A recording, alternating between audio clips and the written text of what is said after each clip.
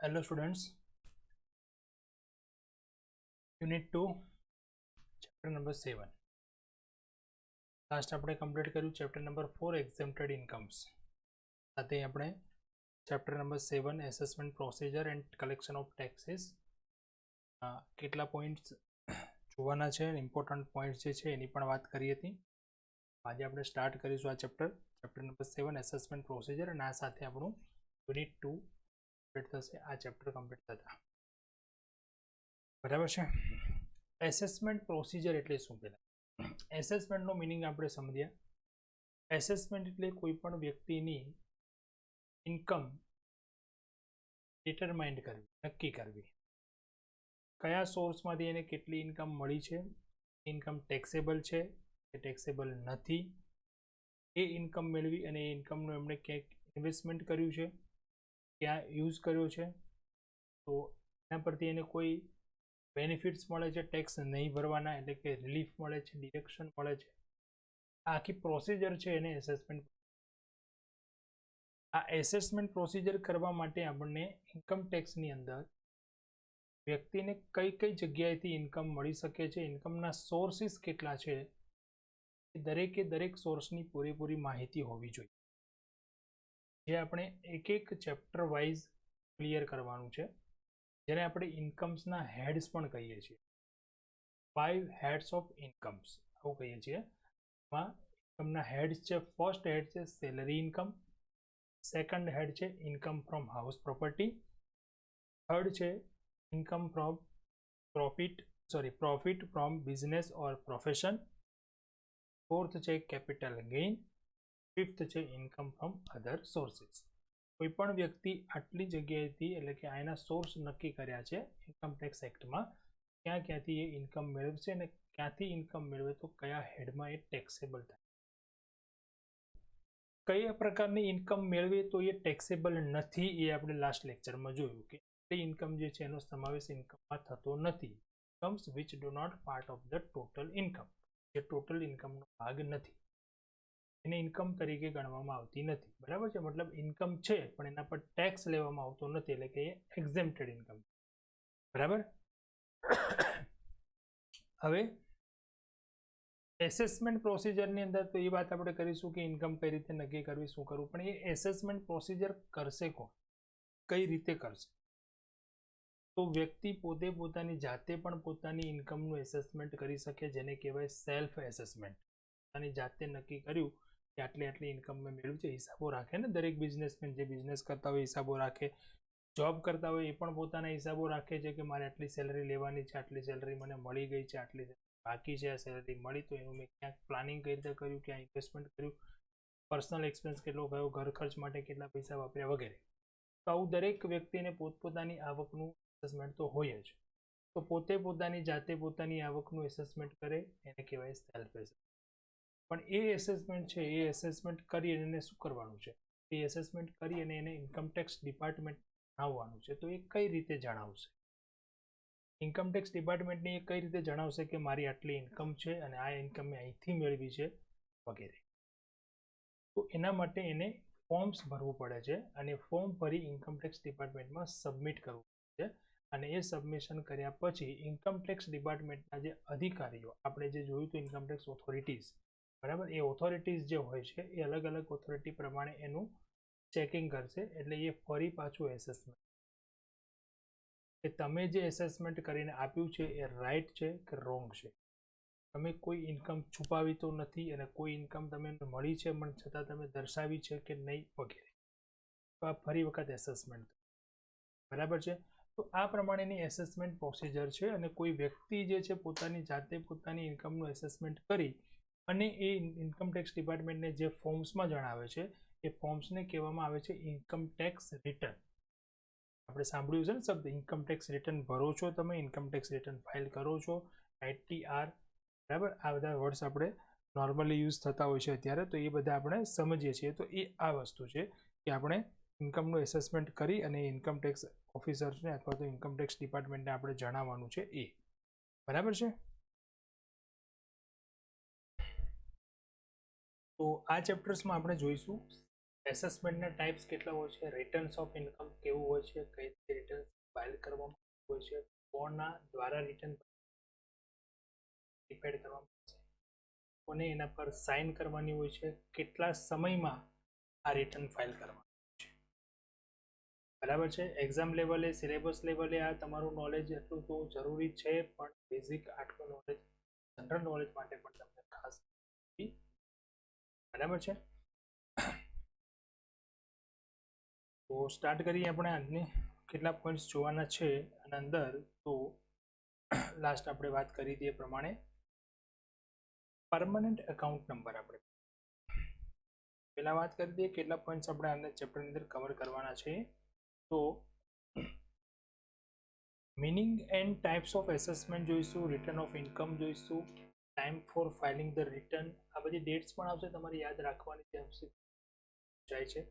Types of return, કેટલા પ્રકારના returns હોય છે, પરમનન્ટ એકાઉન્ટ શું છે, પાન આપણે જે પાન કાર્ડ નંબર કહીએ છીએ તે, આધાર નંબર કઈ કઈ રીતે જરૂરી છે, ક્યાં એનો ઉપયોગ થાય છે, return by whom to be verified, કોના દ્વારા રિટર્ન વેરીફાઈડ થશે, રિકવરી ઓફ ટેક્સ, રિટર્ન ભર્યું છો એના પછી જે છે ટેક્સેબલ થાય છે તો ટેક્સ કરવામાં આવે છે, scope of tax manage.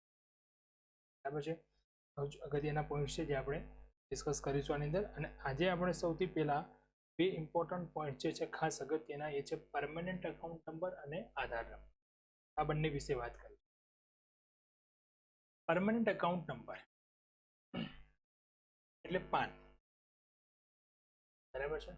PAN card જે છે એ પાન કાર્ડની ઉપયોગિતા શું છે, કોના દ્વારા ઇસ્યુ કરવામાં આવે છે, કોણ આપે છે તમને આ નંબર, અને કઈ કઈ જગ્યાએ આ નંબર કમ્પલસરી રજૂ કરવો જરૂરી છે. બરાબર છે. આટલા પોઈન્ટ સમય યાદ રાખવાના. બરાબર. કોના દ્વારા ઇસ્યુ કરવામાં આવે છે, કોણ મેળવી શકે છે, અને કઈ કઈ જગ્યાએ કયા કયા ટ્રાન્ઝેક્શન્સ દરમિયાન financial transaction PAN card compulsory mandatory. Okay. આ તમારે લખવાનું જરૂર નથી. આ જે થિયરી છે બુકમાંથી જ અહીંયા મેં લીધી છે અને કોઈ આપણે અલગથી નોંધ રાખવાની જરૂર નથી. ખાલી સમજ બધા જ પોઈન્ટ ઇમ્પોર્ટન્ટ છે ને શોર્ટ સમરી કે એવું કંઈ કરી શકાય એવું છે નહીં. આપણે ખાસ આ જે પોઈન્ટ છે યાદ રાખવાના છે બુકમાંથી કોઈ લખવાની જરૂર. બરાબર છે. પણ રીડ કરજો એક વખત ખાસ. અહીંયા હું તમને એક્સપ્લેન કરી તો પછી ખાસ રીડિંગ કરો. It is a number which is allotted to the SSC for the purpose of identification for income tax.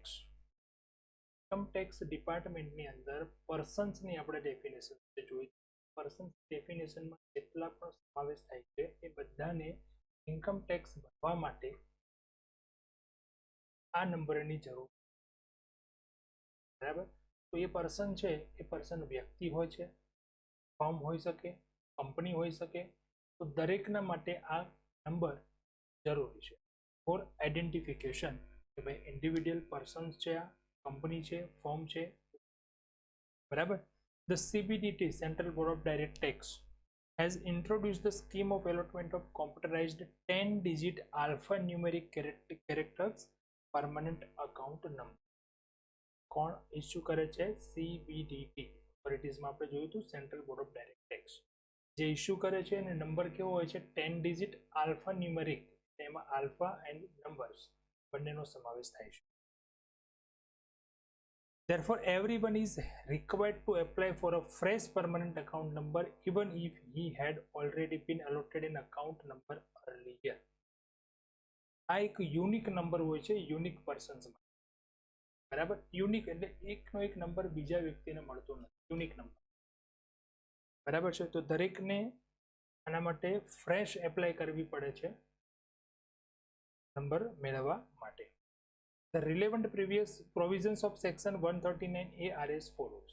Sections આપણે યાદ રાખવાની જરૂર નથી. આ સેક્શન એ પૂછવામાં આવતું નથી. બરાબર. If any person has taxable income and he has not been allotted any permanent account number, then he must apply in Form 49A. Form યાદ રાખજો. Form 49A before 31st May of the assessment year to the assessing officer for allotment. કોઈપણ વ્યક્તિની income taxable થતી હોય અને એની પાસે જો permanent ન હોય તો એને એસેસમેન્ટ યરના મે મહિના સુધીમાં એટલે કે 31 મે સુધીમાં એપ્લિકેશન, બરાબર છે. એસેસમેન્ટ યર કયું છે? પ્રીવિયસ યર નહીં, એટલે કે 19-20. આપણે અત્યારે સમજીએ કે 2019-20નું જે વર્ષ પૂરું થયું, માર્ચ 31 પૂરું થયું, બરાબર છે. તો એને જ્યારે ખબર પડી કે 31 માર્ચ સુધી મારી ઇન્કમ ટેક્સેબલ થાય છે, મતલબ કે જે રેટ હતા એ રેટમાં જે સ્લેબ હતા એ સ્લેબ કરતાં વધારે છે અને ટેક્સ ભરવો પડે એમ છે, તો account number, PAN number apply કરી દેવાની 31 મે સુધી, એપ્રિલ અને મે, મતલબ 60 ડે સુધી, પ્રીવિયસ યર પૂરું થાય ત્યારથી 60 ડે સુધી. A person whose income is not taxable but is carrying on a business whose total sale or gross receipt are likely to exceed ₹5 lakh. જેની ઇન્કમ ટેક્સેબલ નથી પણ જે બિઝનેસ કરે છે અને એના બિઝનેસનું ટર્નઓવર જે સેલ્સ હોય છે એ 5 લાખથી વધુ હોય છે, તો એના માટે પણ પ્રોવિઝન છે. In any accounting year should also apply to the assessing officer for allotment of a permanent account number on or before the end of that accounting year. વર્ષ પૂરું પહેલા, એટલે ખ્યાલ તો આવી જ જશે ને, 5 લાખથી વધારે સેલ થતું હોય તરત જ એને પાન કાર્ડ એપ્લાય કરવી પડે. If he is required to furnish a return of income under section 139(4)(a), એટલે કે ચેરિટેબલ ટ્રસ્ટ, જે ટ્રસ્ટ હોય છે ચેરિટેબલ ટ્રસ્ટ, એ લોકોને કમ્પલસરી રિટર્ન ફાઇલ કરવાની છે, તો એમને પછી એમના જરૂરી, બરાબર. જેની ઇન્કમ માટે પહેલું હતું કે જેની ઇન્કમ ટેક્સેબલ થતી હોય, બીજું હતું જેનું ટર્નઓવર 5 લાખથી વધારે હોય, ત્રીજું એવું છે કે જે વ્યક્તિ કમ્પલસરી રિટર્ન કરવા માટે જવાબદાર છે, ભલે એની ઇન્કમ હોય ના હોય, માટે PAN number.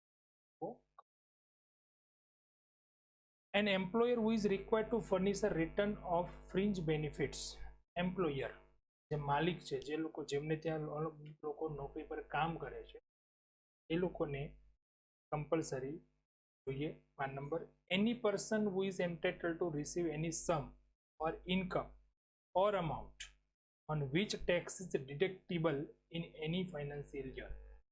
Any person who is entitled to receive any sum, કોઈ રકમ મેળવવા પાત્ર હોય અથવા ઇન્કમ મેળવવા પાત્ર હોય અથવા અમાઉન્ટ ઓન વિચ ટેક્સ ડિડક્ટિબલ, એવી કોઈ અમાઉન્ટ મેળવવા પાત્ર છે કે જેના પર ટેક્સ કાપવામાં આવતો હોય, એટલે કે કોઈ વ્યક્તિ જોબ કરે છે, સેલરી મળે છે, તો એની સેલરી જે છે એનો એમ્પ્લોયર એને ટેક્સ બાદ કરીને આપે છે, તેના માટે પણ બરાબર. કોઈ પણ પ્રકારની એને ઇન્કમ મળે છે પણ એ ઇન્કમ કેવી મળે છે? ટેક્સ બાદ કર્યા પછી. જે એને ઇન્કમ આપવાવાળો વ્યક્તિ છે એમાંથી ટેક્સ બાદ કરી લે છે, તો એનો મતલબ શું થયો? એને ટેક્સ બાદ કર્યો તો પછી એ વ્યક્તિને ટેક્સ ભરવો પડશે. ટેક્સ આપણો છે અને આપણો ટેક્સ કાપે છે કોણ? આપણો માલિક, જેની ત્યાં આપણે જોબ કરીએ. તો એ માલિક છે એ ટેક્સ પોતાની પાસે ના રાખી શકે, એ ટેક્સ એને આપણા ખાતામાં જમા કરાવવો પડે, ઇન્કમ ટેક્સ. આપણું ખાતું કયું? આપણું ખાતું એ આપણું પાન કાર્ડ, આપણો પાન નંબર, આપણો પાન નંબર આપીશું તો એ આપણા પાન નંબર હેઠળ એ ટેક્સ જમા કરાવવું, બરાબર છે. એ ટેક્સ જો આપણે પછી ટેક્સેબલ નહીં થતા હોય, ટેક્સ આપણે રિફંડ લેવો પડશે, એને આપણે ટેક્સ રિફંડ કહીએ, બરાબર.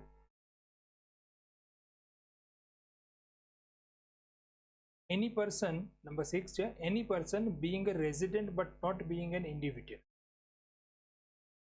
Being a resident but not being a individual, એટલે રેસિડેન્ટ છે પણ ઇન્ડિવિડ્યુઅલ નથી. ઇન્ડિવિડ્યુઅલ નથી તો કોણ હોઈ શકે? પાર્ટનરશિપ ફર્મ હોઈ શકે, કંપની હોઈ શકે, ટ્રસ્ટ હોઈ શકે, આર્ટિફિશિયલ જ્યુરિડિકલ પર્સન હોઈ શકે, એસોસિએશન હોઈ શકે. પર્સનની ડેફિનેશનમાં ખાલી ઇન્ડિવિડ્યુઅલ નથી, બીજા પણ ઘણા છે, કોઈ પણ હોઈ શકે. Who enters into a financial transaction of an amount aggregating ₹2,50,000 or more during a financial year. 2,50,000 કે તેથી વધુ પ્રકારનું કોઈ પણ ટ્રાન્ઝેક્શન જો આને કરવું હોય તો એને 7 નંબર છે. The central government has specified the following persons who shall have to apply for allotment of permanent account number. આ લોકોના માટે કમ્પલસરી છે કે લોકોને પાન નંબરની એપ્લાય કરવી જ જોઈએ, permanent account number. Exporter and importers seeking registration under the central excise rule, seeking registration under service tax rules, thinking and registration under the central sale tax and central sale tax law of states. આપણે વાત કરી હતી સ્ટાર્ટિંગમાં ટેક્સના ટાઈપ્સની. અચ્છા, બે ટાઈપના tax હોય, direct અને ઇનડાયરેક્ટ. ડાયરેક્ટ ટેક્સમાં કોનો સમાવેશ થાય છે? Income tax. અને ઇનડાયરેક્ટ ટેક્સમાં સમાવેશ થાય છે central excise duty, central custom duty, GST, service tax. આ બધા હતા ટેક્સીસ ડાયરેક્ટમાં. પણ અત્યારે બધા મર્જ કરીને શું કરી દીધું? GST, goods and service tax. એટલે અત્યારે ઇનડાયરેક્ટ ટેક્સમાં કયા ટેક્સ આવે? તો જીએસટી આવે અને કસ્ટમ ડ્યુટી. તો ઇનડાયરેક્ટ ટેક્સીસ માટે ક્યાંય પણ કોઈ પણ પ્રકારનું રજિસ્ટ્રેશન કરાવવું પડે. જીએસટી ની અંદર રજિસ્ટ્રેશન કરાવવું પડે, કસ્ટમ ડ્યુટી ભરવા માટે જવાબદાર થતો તેમાં રજિસ્ટ્રેશન કરાવવું પડે. તો આવું કોઈ પણ વ્યક્તિને જો રજિસ્ટ્રેશન કરાવવાની જરૂર પડતી હોય તો એને પહેલા પરમનન્ટ એકાઉન્ટ, બરાબર છે. Number 8, the income tax officer may allot to any other person by whom tax is payable even without an application. જો અહીંયા ઇન્કમ ટેક્સ ઓફિસર છે, may allot to any other person by whom tax is payable even without an application. એટલે શું કહે છે? Income tax officer જે છે એ a lot કરી શકે છે એની અધર પર્સન, કોઈ પણ અધર person, by whom tax is payable, જેના દ્વારા ટેક્સ ભરવામાં આવે, even without N application. Application ના કરો તો પણ ઇન્કમ ટેક્સ ઓફિસર તમને પરમનન્ટ આપશે, બરાબર છે. પણ કન્ડિશન છે અહીંયા શું? તો a person whose total income is not chargeable to tax or who is not required to obtain PAN under section 1A has to furnish a declaration in form number 15G or 15H to the payer of income. મતલબ જે કોઈ વ્યક્તિ તમને આવક આપવાનો છે એ તમારો tax બાદ કરીને આવક આપે છે, તો એના માટે એવું પહેલા કહ્યું કે તમારે જોઈશે, બરાબર છે. પણ અહીંયા એવું કહ્યું છે કે એ ટેક્સ ભરે છે તમારો, તમારી પાસે પરમિટ નથી, તો ઇન્કમ ટેક્સ ઓફિસર તમને વગર એપ્લિકેશન આપશે નંબર, પણ એના માટે આપણે ડિક્લેરેશન ફાઇલ કરવું પડશે 15G અને 15H ફોર્મ આવે કે મારી પાસે પરમનન્ટ નથી, મારો ટેક્સ કરી, બરાબર. Where a permanent account number has been allotted, the SSE would quote such number in all his returns. PAN number મળે તો પછી એને દરેકના રિટર્ન્સમાં કોટ મતલબ જણાવવાનો છે, દર્શાવવાનો છે, લખવાનો છે, બરાબર. In his returns or correspondence with any income tax authority. Income tax authority કોઈ પણ હોય, ઇન્કમ ટેક્સ ઓફિસર હોય, ઇન્કમ ટેક્સ ઇન્સ્પેક્ટર હોય, એસેસિંગ ઓફિસર હોય, બરાબર છે, સીબીડીટી, કોઈ પણ સાથે તમારે કોઈ પણ કમ્યુનિકેશન ક્યારે પણ કરવાનું થાય તો ત્યાં તમારું કોઈ ઓળખાણ, આઈડેન્ટિફિકેશન શું છે? પાન નંબર, પરમનન્ટ એકાઉન્ટ નામથી નંબર ઇઝ આઈડેન્ટિફિકેશન, બરાબર. And also in all challans for the payment of any sum due under this act. કોઈ પણ પ્રકારનો ટેક્સ ભરો તો એમાં પણ તમારે નંબર જણાવવાનો છે. With effect from September 1, 2019, every person who is required to furnish court intimate his PAN and who has not been allotted a PAN but possesses the Aadhaar number may furnish his Aadhaar number in lieu of PAN. 1 September 2019 માં એક નવી આ એક provision આપી છે. નવી જે provision આપી છે ને રિસેન્ટલી, એ પૂછાવાના ચાન્સ વધારે છે. જો એવરી પર્સન્સને એવું કહ્યું કે તમારે પાન એક પરમનન્ટ એકાઉન્ટ નંબર કે તમારે કોઈ પણ પ્રકારનું ઇન્કમ ટેક્સ ઓથોરિટી કે ડિપાર્ટમેન્ટ સાથે કોમ્યુનિકેશન કરો તો જણાવવું જરૂરી છે. પણ કોઈ વ્યક્તિ પાસે માનો કે પરમનન્ટ એકાઉન્ટ નંબર પાન નથી, તો એના માટે એવું કહ્યું કે આધાર નંબર જણાવવો છે. From 1 September 2000. Further, every person receiving such documents shall also ensure that the PAN or the Aadhaar has been duly quoted and બરાબર છે. એ લોકોને કમ્પલસરી જણાવવાનું છે અને પોતાની જાતે સેલ્ફ એટેસ્ટેડ કરવાનું છે કે અમે જે નંબર જણાવીએ છીએ ઇન્ડિકેટેડ છે, સાચો છે, બરાબર છે. તો આ પાન કાર્ડની બેઝિક પ્રોવિઝન્સ થઈ. કોને કોને પાન નંબર મેળવવું કમ્પલસરી છે, ક્યારે મેળવવું જરૂરી છે, ક્યાં ક્યાં એને દર્શાવવો છે. સેકન્ડ પોઈન્ટ હવે આપણે જે જોઈએ છીએ, અહીંયા જો બોલ્ડ લાઈન આપી છે, every person is required to quote PAN in all the following documents. આ જે છે પોઈન્ટ એક ખાસ એમ કઈ કઈ જગ્યાએ તમારે કમ્પલસરી પાન નંબર કોટ કરવો મતલબ દર્શાવવો જરૂરી છે. First, sale or purchase any immovable property valued at an amount exceeding 10 lakh or valuation for stamp duty purpose exceed rupees 10 lakh. Immovable property એટલે land, building, etc. આવી કોઈ પણ મકાન મિલકત કે કોઈ પણ પ્રોપર્ટી પરચેસ કે સેલ કરતી વખતે એની વેલ્યુએશન જો 10 લાખથી વધારે હોય તો એ બધા જ ડોક્યુમેન્ટ્સમાં તમારે પાન દર્શાવવું કમ્પલસરી છે. અથવા એવું કહ્યું કે જે પણ પ્રોપર્ટી છે એની સ્ટેમ્પ ડ્યુટી વેલ્યુ જો 10 લાખથી થતી હોય તો એ પણ દર્શાવવી જરૂરી છે. સ્ટેમ્પ ડ્યુટી વેલ્યુ એટલે શું? તો આપણે સાંભળ્યું હશે કોઈ પ્રોપર્ટી આપણે ખરીદીએ તો એ પ્રોપર્ટીનો દસ્તાવેજ કરવાનો, દસ્તાવેજ નોંધાવવામાં આવે એટલે મતલબ રજિસ્ટ્રાર પાસે આપણે એની નોંધણી કરાવવામાં આવે અને જ્યારે રજિસ્ટ્રારને પાસે નોંધણી કરાવીએ ને એટલે એની જે વેલ્યુ હોય એ વેલ્યુના અમુક પર્સન્ટેજ એની સ્ટેમ્પ ડ્યુટી નક્કી. સ્ટેમ્પ આપણે જોઈએ છે ને, સ્ટેમ્પ પેપર પણ લખાણ કરતા હોય સ્ટેમ્પ, એ સ્ટેમ્પ ડ્યુટી. એ સ્ટેમ્પ ડ્યુટી જે છે એ સ્ટેમ્પ ડ્યુટીની વેલ્યુ જો 10 લાખથી વધારે થતી, પ્રોપર્ટીની વેલ્યુ 10 લાખથી વધારે હોય તો પછી કમ્પલસરી છે. Sale or purchase of motor vehicle, immovable property પછી મૂવેબલ આવી ગયું ને, મોટર વ્હીકલ મૂવેબલ છે. Motor vehicle or vehicles excluding two wheelers માટે જરૂરી, બરાબર. Which or with or without sidecar, which requires registration except two wheelers under Motor Vehicle Act 1988. Motor Vehicle Act અલગ છે 1988 એના માટે એમાં જેની પણ મોટર વ્હીકલની એક ડેફિનેશન છે, એમાં અમુક પ્રકારના વાહનો જ મોટર વ્હીકલ થાય.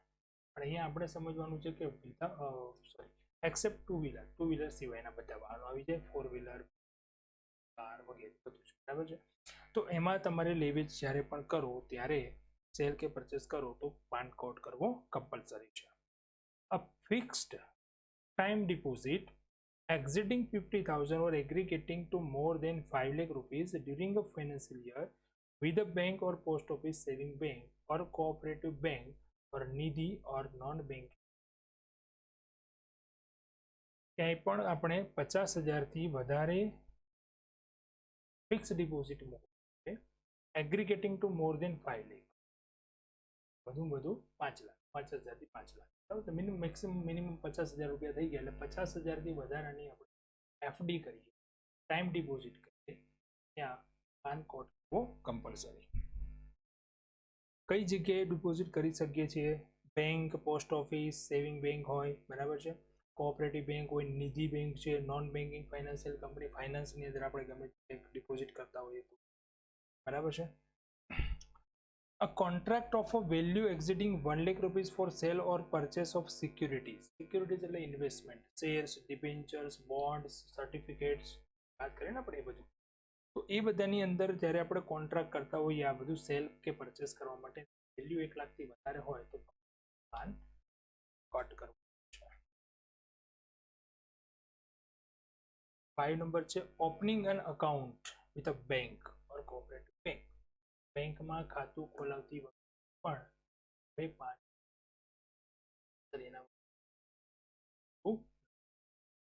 Opening a demat account with depository etc. as per SEBI Act 1992. demat account શેરમાં ખરીદ વેચાણ કરવા માટે, શેર કંપનીના શેરમાં શેર બજારનું આપણે એના માટે અત્યારે ઇલેક્ટ્રોનિક ડીમેટ એકાઉન્ટ આપણે ડીમેટ એકાઉન્ટ તરીકે ઇલેક્ટ્રોનિક્સ એનું બેંક અકાઉન્ટ જેવું જ અકાઉન્ટ છે જેમાં આપણે ગમે ત્યારે આપણી રકમ ડિપોઝિટ કરી શકીએ, પછી શેર પરચેસ કરી શકીએ, સેલ કરી શકીએ અને બેલેન્સ આપવું છે ડીમેટ. ડીમેટ એકાઉન્ટ માટે પણ કમ્પલસન થઈ ગયું છે PAN. Payment to hotels and restaurant bills for an amount exceeding 50,000 at one time. કોઈ પણ હોટેલ્સ કે રેસ્ટોરન્ટનું પેમેન્ટ 50,000 થી વધારે એક વખતમાં આપણે કરવાનું હોય.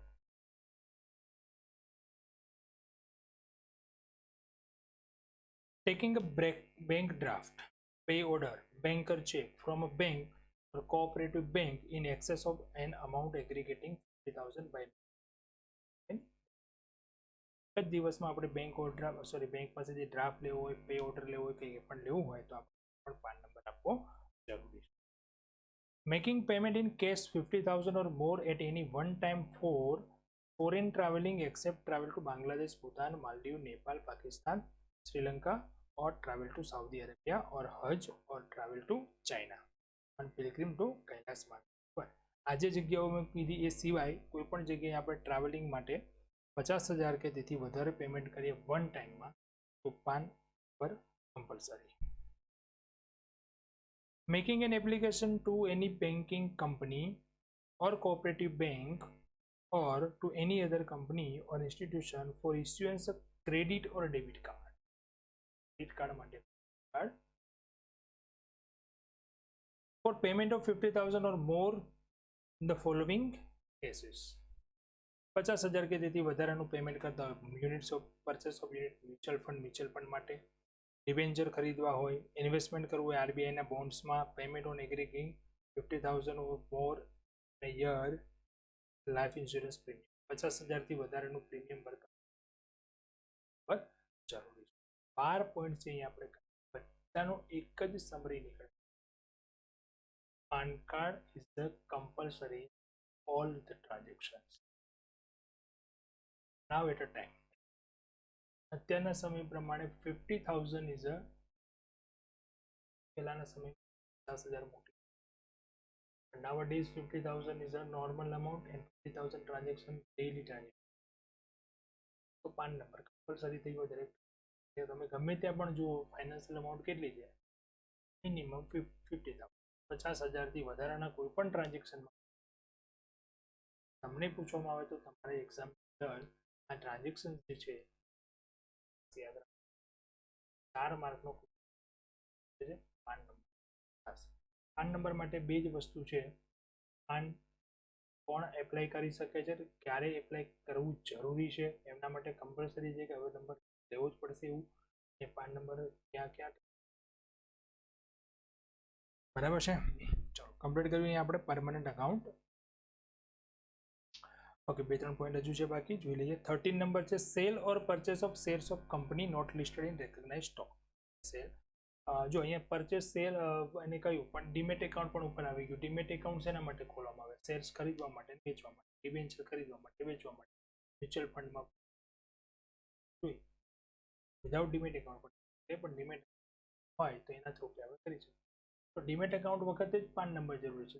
સેલ પરચેસમાં શેરની વખતે જરૂર પડશે. બરાબર. Payment in cash or by way of bank draft or pay order, bankers cheques etcetera. પણ અગાઉ આપણે આવી ગયું એ પ્રમાણે જ મેક્સિમમ અમાઉન્ટ કેટલી થઈ ગઈ? 50,000.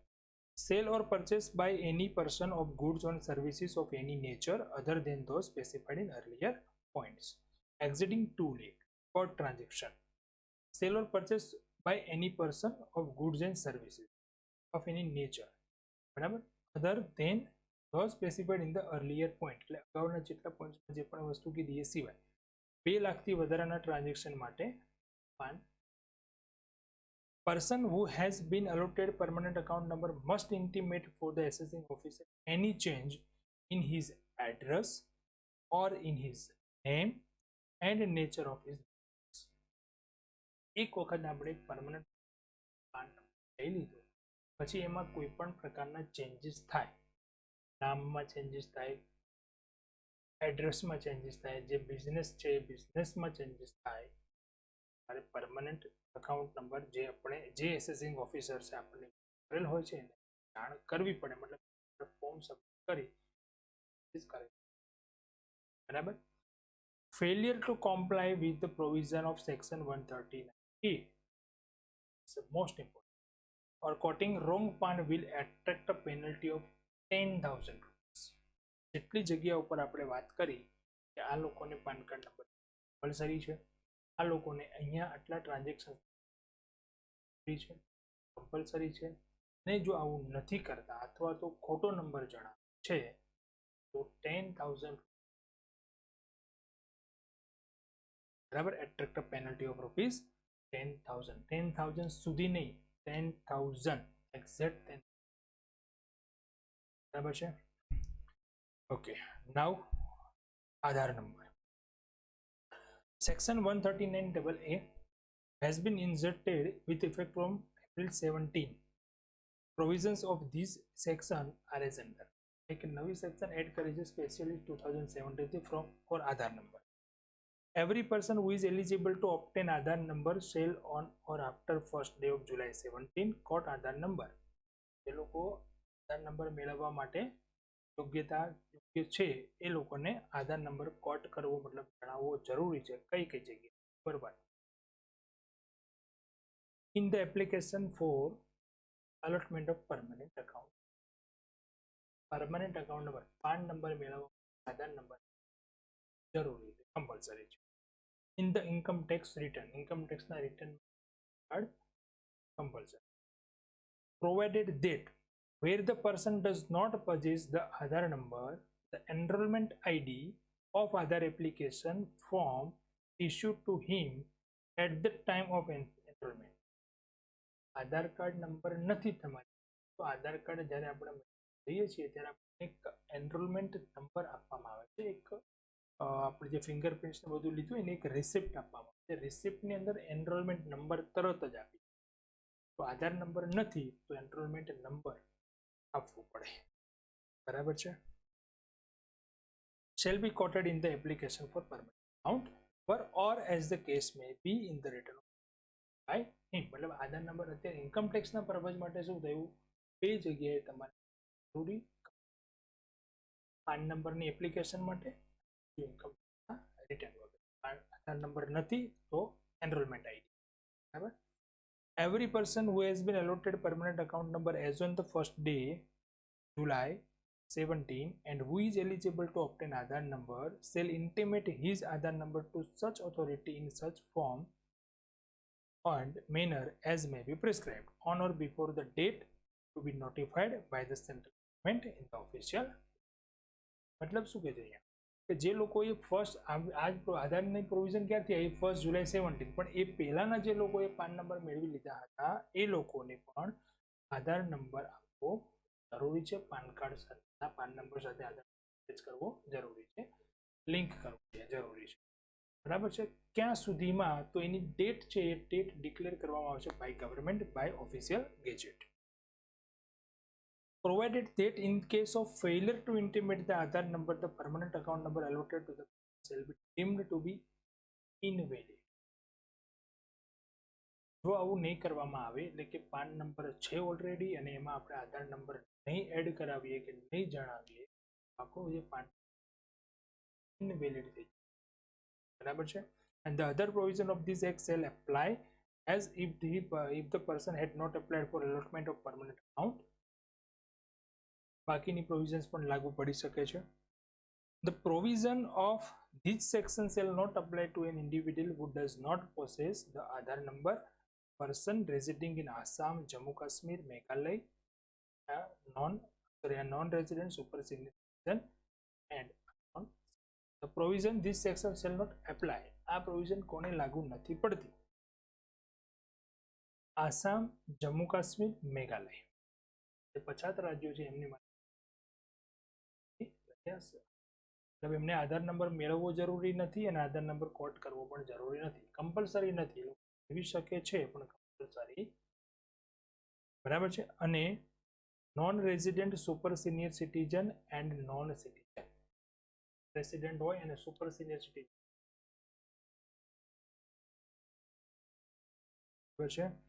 છે. તો આજે આપણે બે અગત્યના ડોક્યુમેન્ટ્સ વિશે વાત કરી જે પાન અને આધાર ઇન્કમ ટેક્સ એક્ટ માટે અગત્યના છે. ઇન્કમ ટેક્સ ઓથોરિટી સાથે કોઈ પણ કોમ્યુનિકેશન માટે એ નંબર આપવા આપણે કમ્પલસરી છે. એ જે પ્રોવિઝન્સ જે હતી ફ્રેન્ડ્સ રાખવાની છે એક્ઝામ માટે તો ઠીક, બાકી ખૂબ જ અગત્યની. ઓકે, તો નેક્સ્ટ લેક્ચરમાં આપણે બાકીના પોઈન્ટ જોઈશું. એસેસમેન્ટ શું છે, રિટર્ન્સ ઓફ ઇન્કમ શું છે, કેટલા ટાઈપ્સના રિટર્ન્સ હોય છે, ક્યારે રિટર્ન ફાઇલ કરી દેવું જોઈએ, એની ડેટ શું હોય છે, ડ્યુ ડેટ જે જતી રહે એના પછીનું રિટર્ન ના ભરી શકે. ઓકે, ચલો, થેન્ક યુ.